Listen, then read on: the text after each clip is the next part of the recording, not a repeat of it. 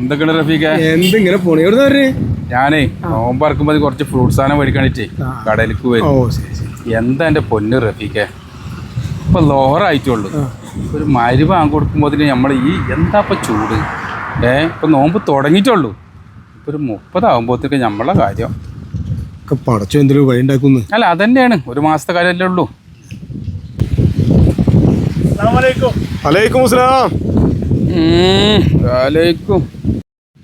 എവിടേക്കാണ് ആസറപ്പോ?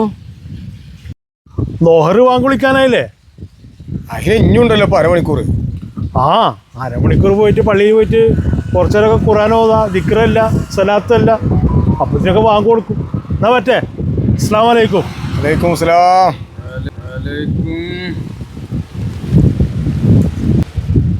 ഒരാൾ സലാം ചൊല്ലിയാലേ അത് നല്ലപോലെ മടക്കിക്കൂടെ? എന്താ ഇതൊക്കെ ഇങ്ങനെ? ഇവർക്കൊക്കെ അത് മതിയടോ. ഇതൊക്കെ സീസൺ തൊപ്പിക്കാരാ. ഇവനെ പോലുള്ള കുറെ ആൾക്കാർ ഇറങ്ങിയിട്ട് ഇപ്പൊ പള്ളിക്ക് സ്ഥലം തൊഴിഞ്ഞ ഇവന്മാരെ കൊണ്ട് ഇനിയുണ്ടല്ലോ പെരുന്നാൾ മാസം ഒന്ന് കണ്ടോക്കണം. പള്ളിയുടെ 7 ഇവരാരും കാണൂല. പിന്നെ ഇപ്പൊ പെരുന്നാൾ കഴിഞ്ഞാല് നമ്മളും ഉണ്ടാവും, ആ പള്ളിക്കത്തെ മൊലിയലും ഉണ്ടാവും. അത്രല്ലേ ഉള്ളൂ.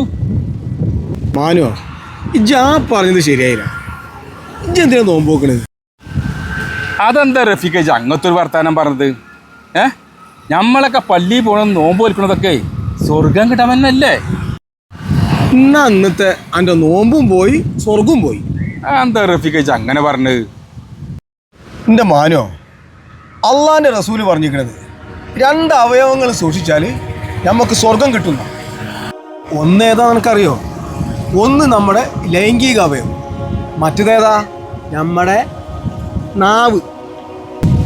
അല്ല റഫീഖ, ഞാൻ അങ്ങനൊന്നും ഉദ്ദേശിച്ച് പറഞ്ഞല്ല.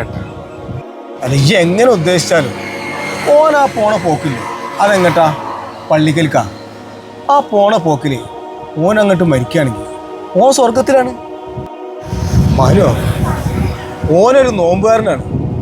മാത്രമല്ല അള്ളാന്റെ മാർഗത്തിൽ പള്ളിക്ക പോവാണ്. ഓനക്ക് ഷഹീദിന്റെ കൂലിയാണ്. മാനോ, ഈ നിൽപ്പില് അസായാൽ എൻ്റെ റൂഹിനെ പിടിക്കുകയാണെങ്കിൽ എൻ്റെ അവസ്ഥ ഒന്ന് ചിന്തിച്ചിട്ടുണ്ട്.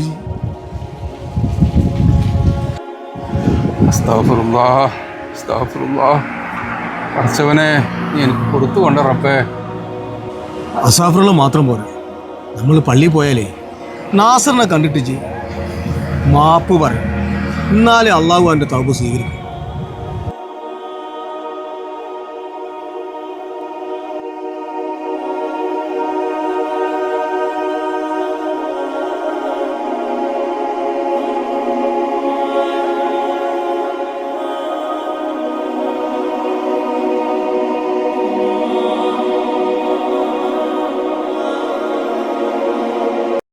الله أكبر الله أكبر